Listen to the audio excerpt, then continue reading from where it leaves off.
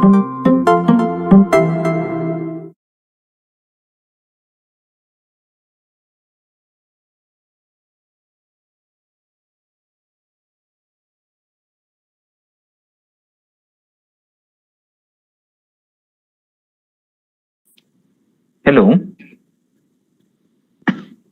hello. Am I audible?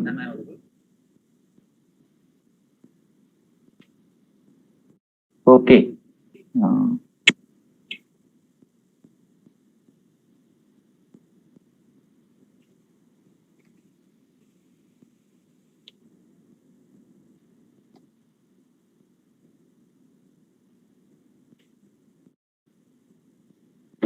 uh, Hello, good afternoon, friends. And here is the fourth lecture on poetry for Net and Set. Dear friends, it is the time to appear for the examination. I have heard that tomorrow you are going to face the NET exam in two shifts. So let us begin with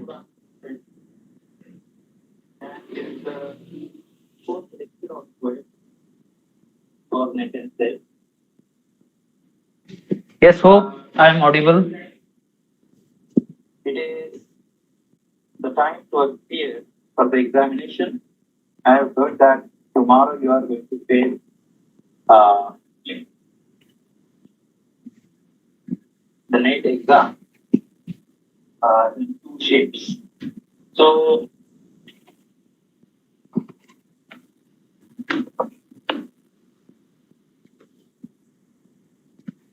okay, so hope I am audible. And here,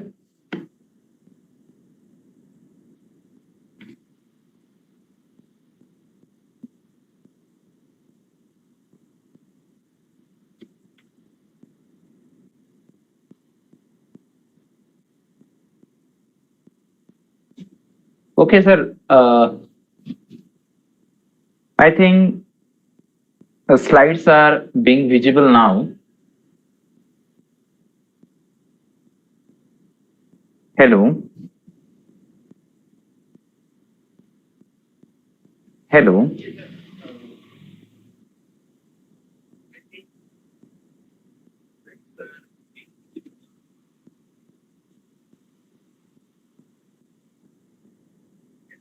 Hello. So I hope I am audible to you, and there is some sort of problem with the slides. But anyway, I'll continue, and you have to listen to me. So, friends, here is just a minute.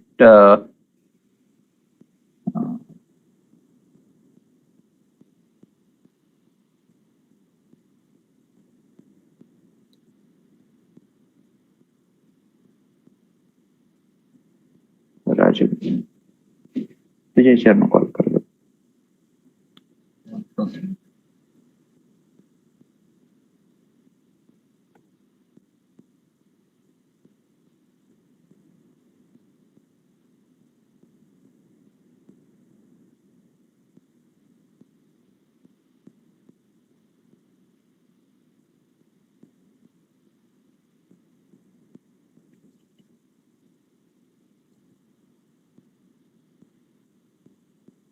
Call कर लो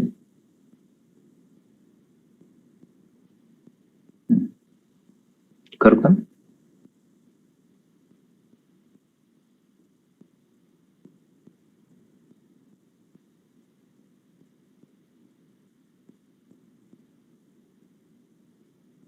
मग खरं बंद करायचं का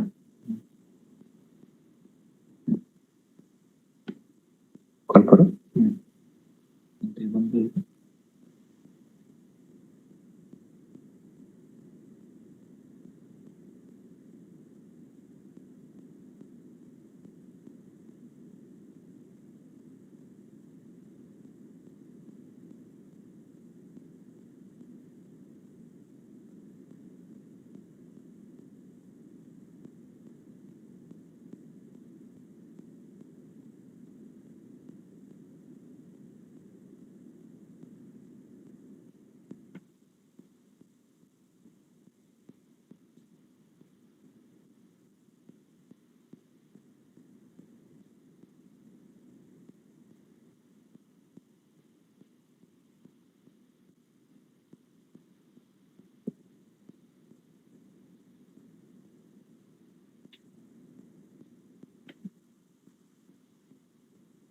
Okay, portrait orientation. Okay.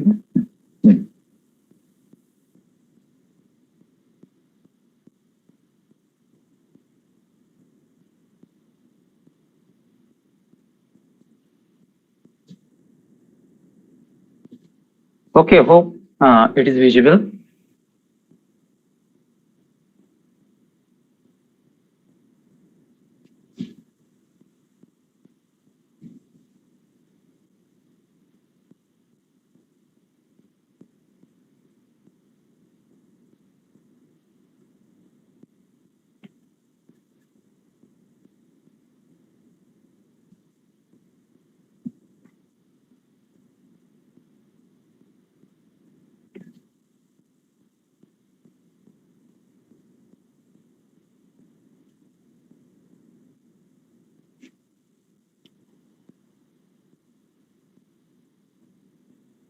तुझं झाले?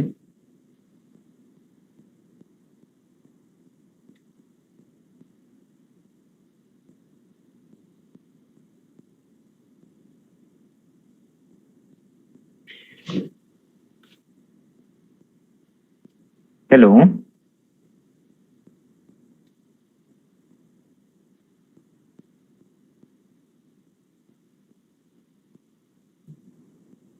Okay.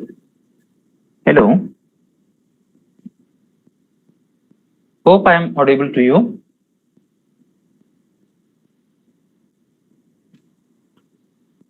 And here, आवाज येतोय? येतोय आवाज?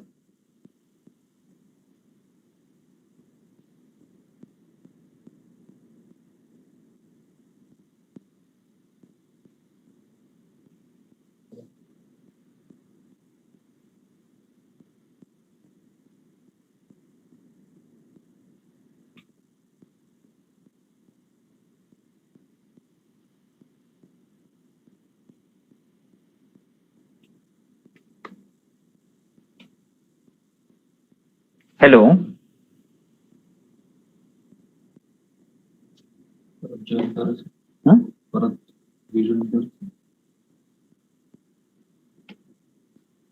सर मी परत रिजॉईन करतो सर. हे होत नाहीये.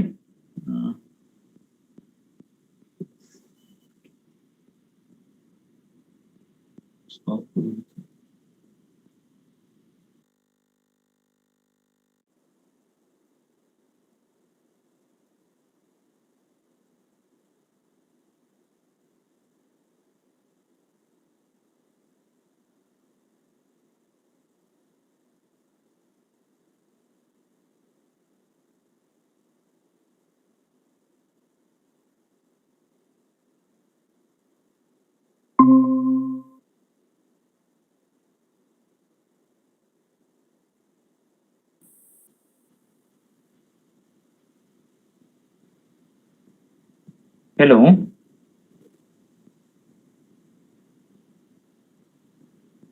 Am I audible now?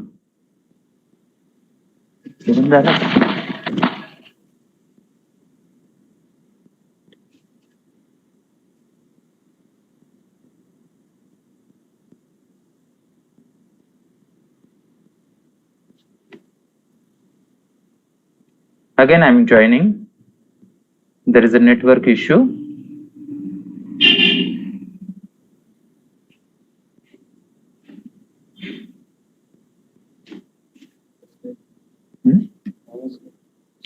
Hello.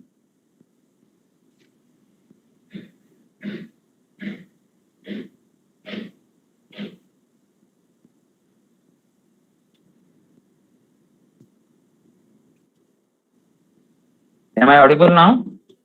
Again, I am joining. There is a network issue. Okay.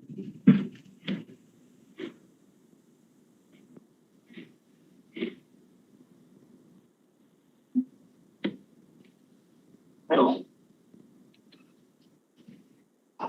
Okay, sorry for the disturbance. And come back to the point here. Earlier, I had discussed on elements of poetry, and in the poetry, in NET exam, a poem is asked you to analyze. एक कविता विचारली जाते and you are expected to answer the 5 questions. Let me remember you for the questions. What type of questions and how questions are asked on poetry or this component out of these 10 components. So on poetry, I think near about 25 questions are asked to you, 20 to 25 questions.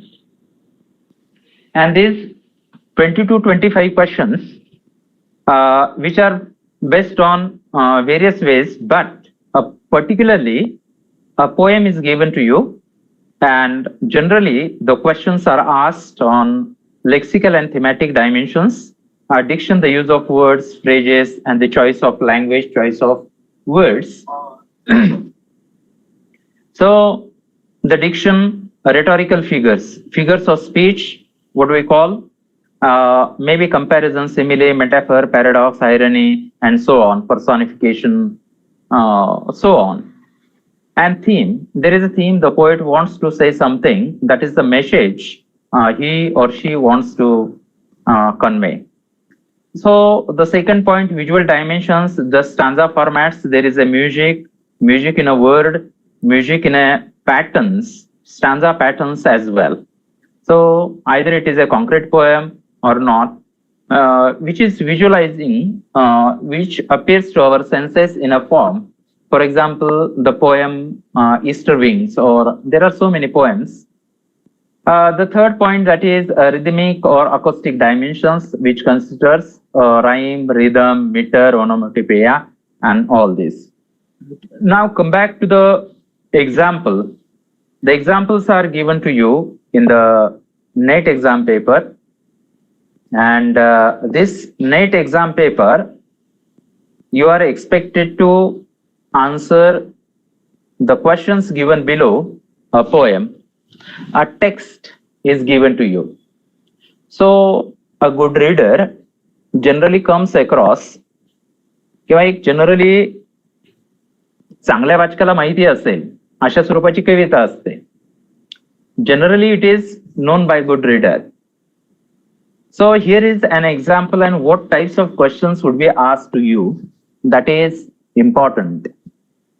So here is example 1, and in the earlier slide I have already given you what are the questions expected, and it is generally a student of literature is expected to appreciate, to analyze a poem.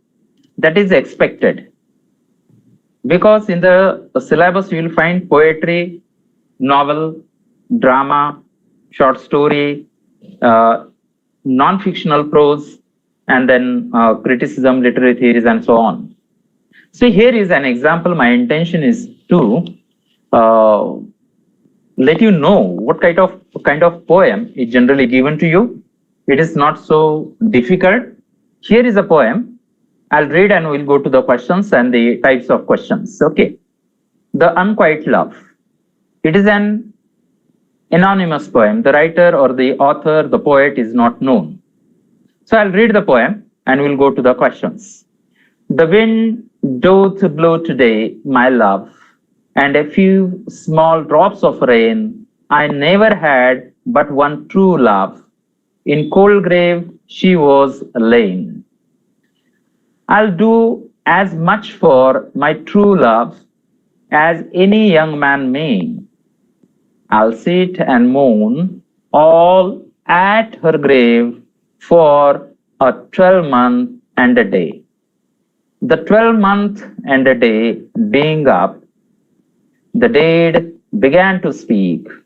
Oh, who sits weeping on my grave and will not let me sleep? It's I, my love, sits on your grave and will not let you sleep. For I crave one kiss of your clay cold lips, and that is all I seek. You crave one kiss of my clay cold lips, and my breath smells earthy strong. If you have one kiss of my clay cold lips, your time will not be long. It is down in yonder garden green, love, where we used to walk, the finest flower that ever was seen is withered to a stalk.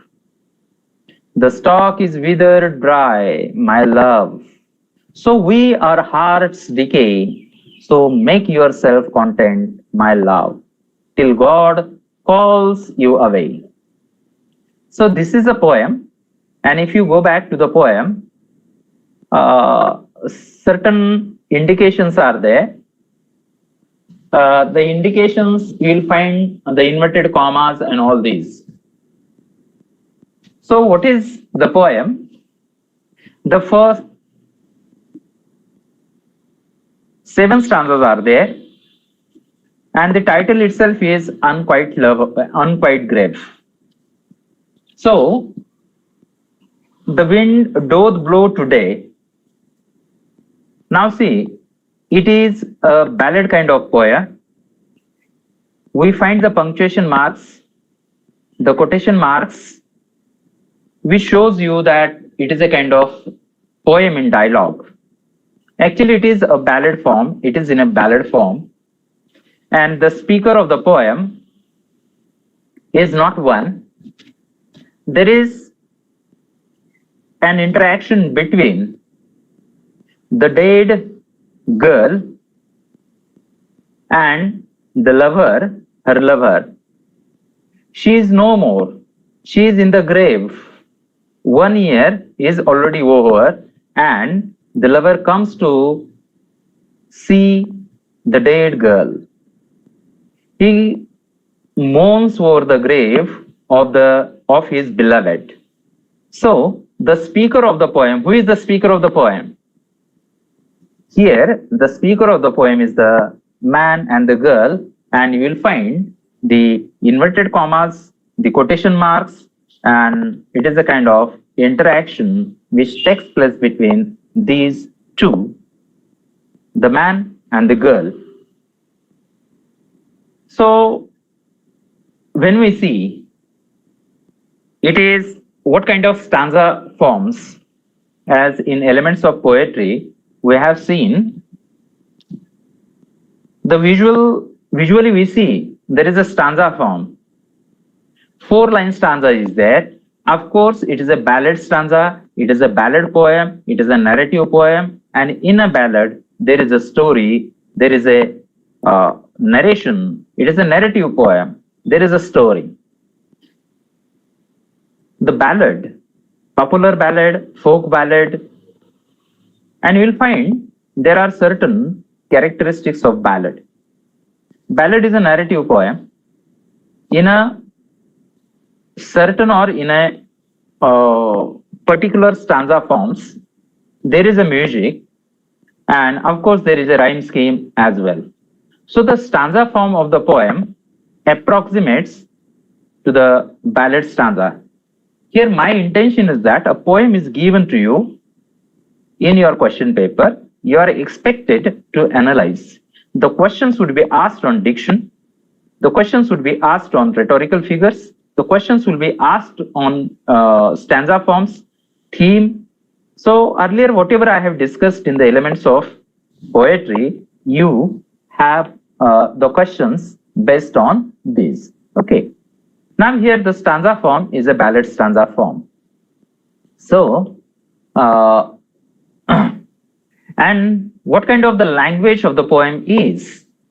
See, the language of the poem, of course, the words like doth in the very first stanza, archaic kind of language is used. Thou, thee, thy, these words are archaic words which are used for the sanctity of love, which shows you the sacredness. And here, the theme that is the love. And the archaic words are used here. The diction, what we call it, deviations, lexical deviations in stylistic perspective, we say it is a lexical deviation. So the archaic use of language is there, and of course, it is very simple one. So a common reader can understand, can read and extract meaning from this poem. And that's what the options are simple and archaic. Yes. What does the girl teach her beloved? What does the girl teach her beloved? I know that I have read the poem and you don't have it with you right now. But still, I'll try and read from the text. I'm reading this poem from An Introduction to Critical Appreciation for Foreign Learners by Helen Monfries. Dear friends, you can note down the title of the book, An Introduction to Critical Appreciation for Foreign Learners. And the book is by Helen Monfries. And in this book, several prose extracts are given and poems are also given for critical appreciation and analysis. This book is useful for you people as well. You can buy it or borrow it from somewhere else. So come back to the question, that is, what does the girl teach her beloved? So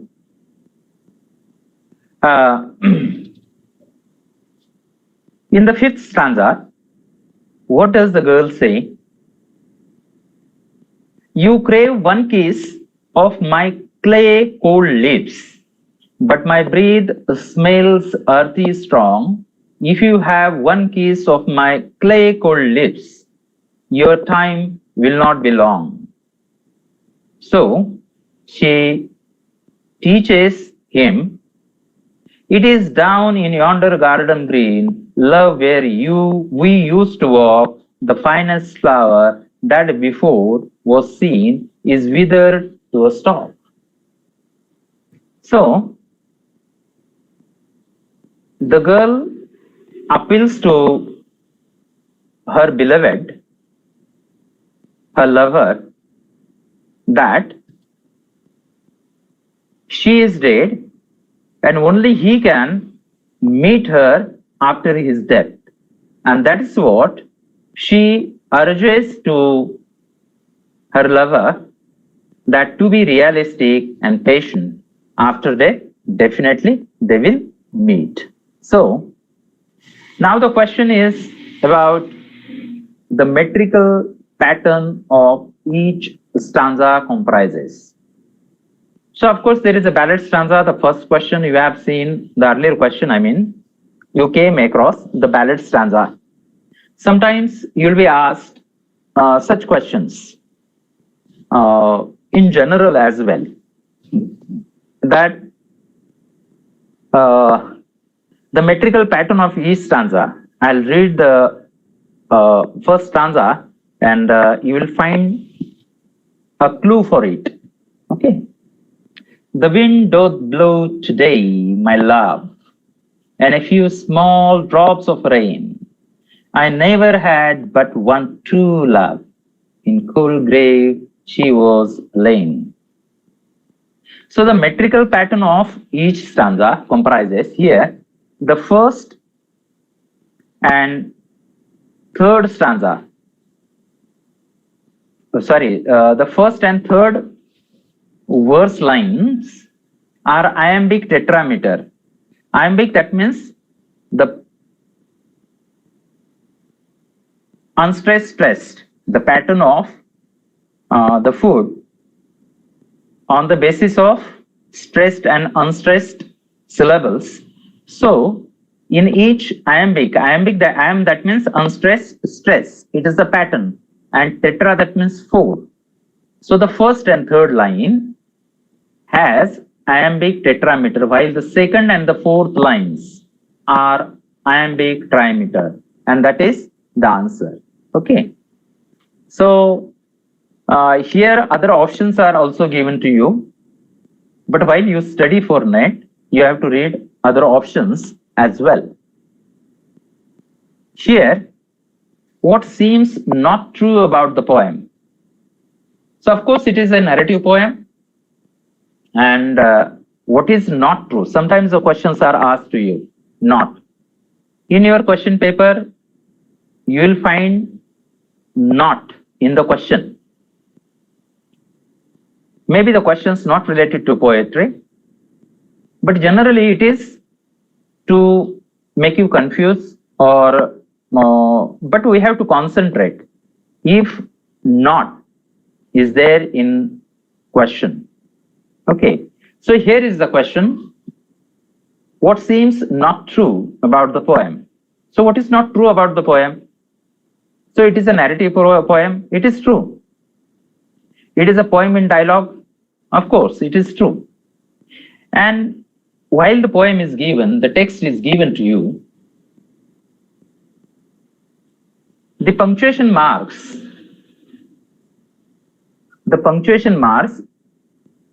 are the hints to you. And here it is very clear, the punctuation marks, which indicate, which show that the poem is in a form of dialogue. So the speaker, there is the conversation between the lover and the beloved. The lover is alive, but his beloved is dead. Almost a year is over. Here is 12 months and a day. 12 months and a day. 12 months, that means a year. And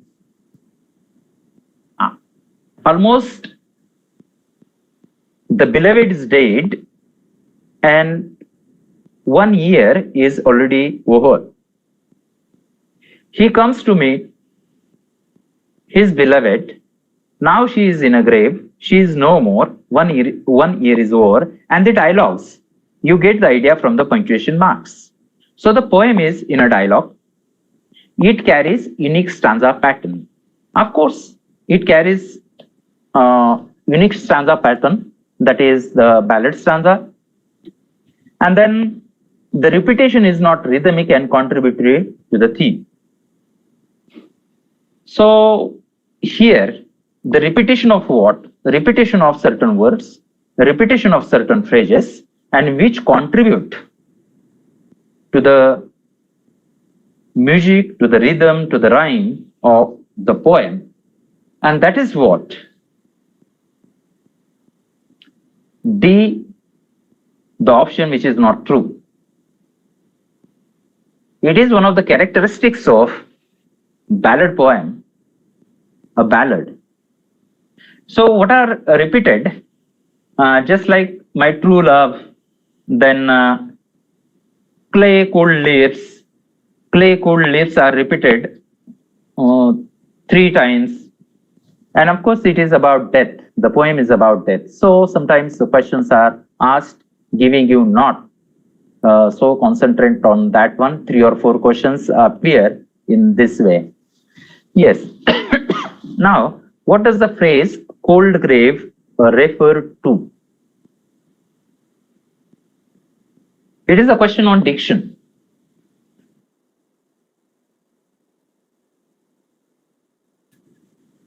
Here you can say, from stylistic perspective or linguistic perspectives, that what kind of deviation is there?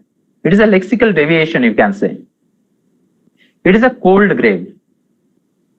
It does not say you directly. That means the grave is cold. That means it refers to death. In a poem, the language of poetry is different from language of prose. The language of poetry is different from language of science. What the formalists say, the defamiliarization of the meaning. And here cold grave, which is an implied reference, implied meaning, and this term refers to death. Okay.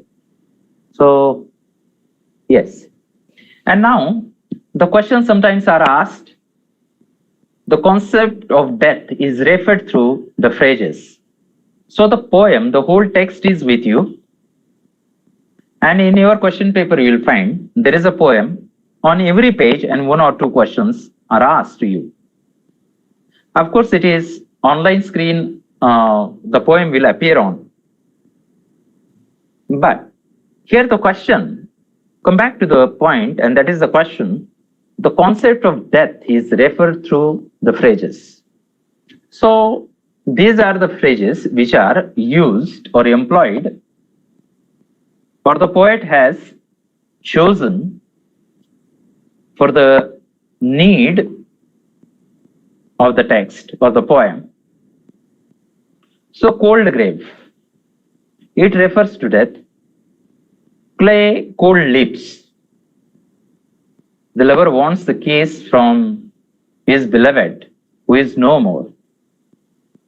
Her lips are dead, clay cold. Wither to a stalk, dry grass in that sense. And these are the symbols of death, the end of life. So, cold grave, clay cold lips, and withered to a stalk, these three refer to, these three phrases refer to death. While garden green, of course, the greenery, garden, and all this, which shows life. So, these three, so answer C, the option 1, 2, and 3. So, C is the answer. And here, the rhyme scheme of first stanza is. So, what is the rhyme scheme of first stanza? Of course, the first stanza, you will find there is a ballad stanza pattern, but still there is a little bit variation in rhyme scheme all over the poem.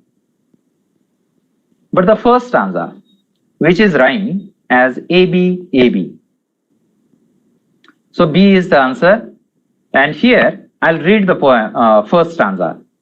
The wind doth blow today, my love, and a few small drops of rain. I never had but one true love. In cold grave she was lain. So the last words of each verse you'll find love, rain, love, lain. So the rhyme scheme is AB, AB. So that is the answer. Yeah. So here, while I say about the poem has 7 stanzas, and which is a short poem. In your exam paper, a short poem will be asked to you. And you are expected to answer the questions which are not too much difficult, but the situation of the exam is different one. You are sometimes excited, sometimes disturbed at the time of examination. That also is an impact on your mind not to answer correct. So be cool and calm and be courageous. Okay. So last time in your NET question paper, there was a poem, Mr. Blenny by Philip Larkin.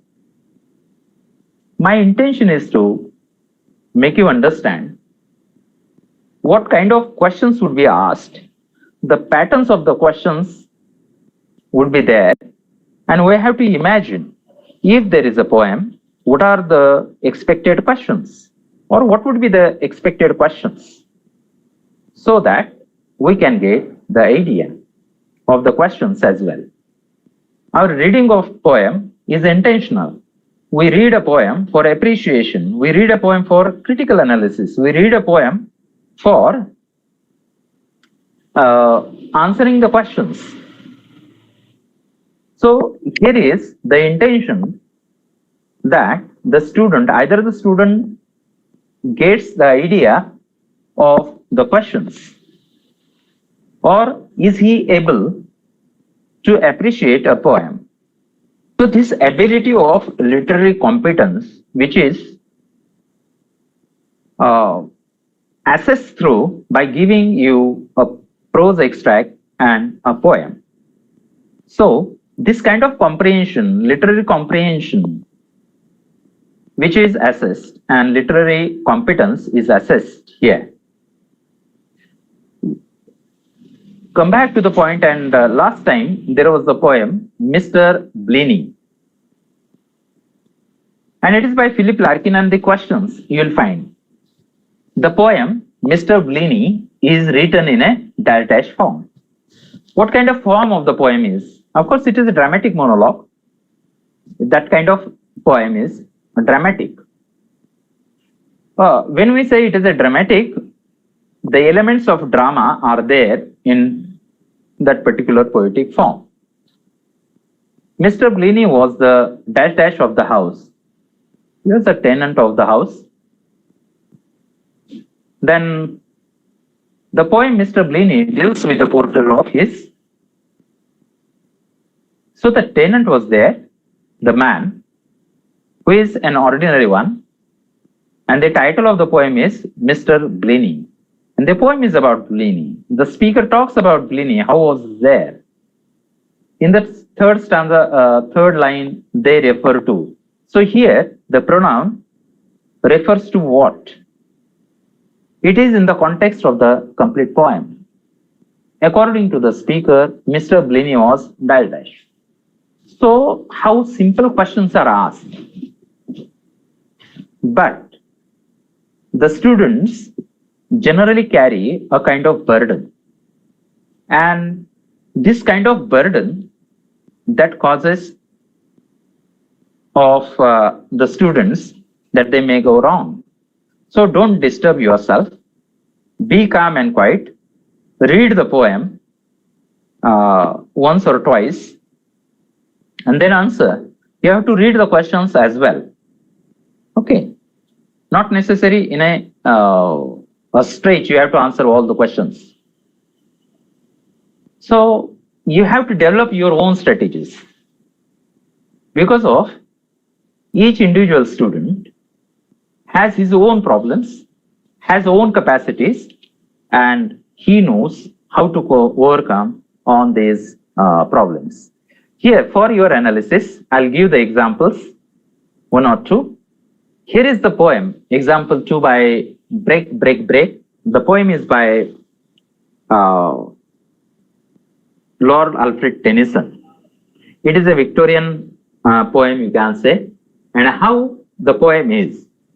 Now you can read the poem, you can guess the questions, and at the same time, you can try to form the questions. My point is that while we appear for NET examination, we be in the role of an examiner as well. So what is expected from the students? What kind of questions are expected from the students? So this kind of role you can assume for yourself, and sometimes you can also assume that you are the paper setter and you are expected to form certain 5 to 10 questions from this poem. Then you'll realize how to analyze a poem and more essence of that particular text you can extract. So here is a poem, Break. On thy cold grey stones, O sea, and I would that my tongue could utter the thoughts that arise in me. Oh, well for the fisherman's boy that he shouts with his sister at play. Oh, well for the sailor lad that he sings in his boat on the bay. And the stately ships go on to their haven under the hill. But oh, for the touch of a vanished hand and the sound of a voice that is still. Break, break, break. At the foot of thy crags, O sea. But the tender grace of a day that is dead will never come back. So, here, the poem you will find Break, Break, Break. It is by Tennyson, and you know what happened to Tennyson, his friend, his close friend, Arthur Hallam, who died, and of course, Tennyson mourns over the death of Arthur Hallam. And here, you will find that what kind of questions would be there. Here is the repetition, break, break, break, the first line. Of course, the poem is addressed to the sea. The poet is beside the sea, looking at the sea waves which are flowing and coming to the seashore, and just they are making a kind of noise as well. They are breaking on the shore. Break, break, break on thy cold grey stones, O sea, and I would that my tongue could utter. So, if you read the poem, there is a happy picture of the fisherman's boy and his sister. Both of them are trying to enjoy, and they are happy. The happy scene is also consoling to the poet. So, if you read the poem closely, you can form the questions at the same time. And of course, there are certain punctuation marks. There is a tone. And you know about Tennyson. Tennyson was an optimistic one. His poems, you'll find, end with optimistic views. So that is the point. If you have now, if you have any questions, you can just write in chat box. Initially, there was a little bit disturbance with, but you can ask the questions. You can write to me. You can even call me. Okay. So here are two or yes. So I'm waiting for your questions. I know that tomorrow you are going to appear for the examination. Some of you may have applied for that one.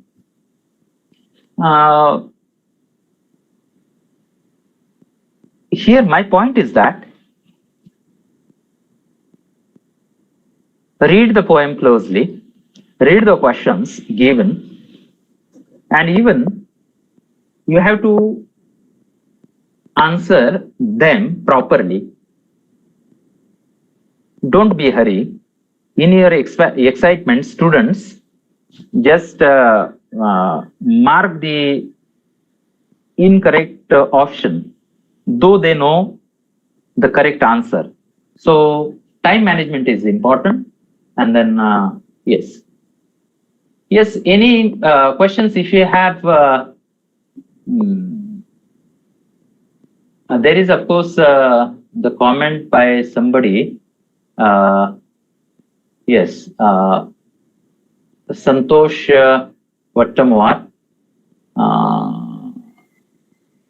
So, of course, yes, there may be more classes on that one. My email is with you, that is given below.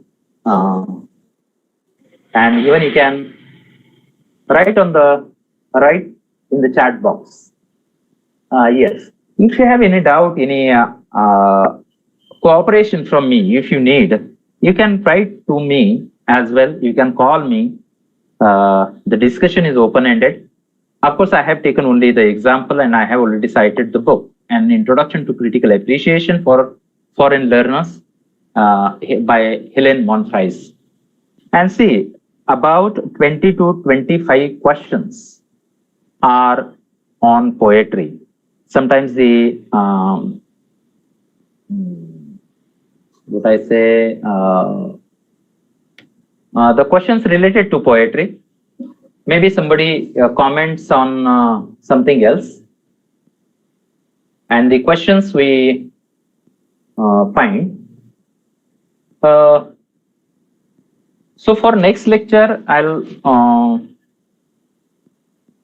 talk on the questions which appeared in the examinations. But for right now, you can have some simple poems and try for that. Take examples and practice yourself. That is good for you. Yes. Yes, so the time doesn't allow me. And I can thank you very much. So once again, I thank you, all of you. If you have questions, you can write to me on my mail. Once again, I repeat my mail ID here: vilas.buwa, vilas.buwa@gmail.com. And my phone number 9403-651-852. Even you can write me on my WhatsApp as well. So I stop here. Thank you. Thank you very much for allowing me to be with you and this night interaction. Thank you. Thank you very much.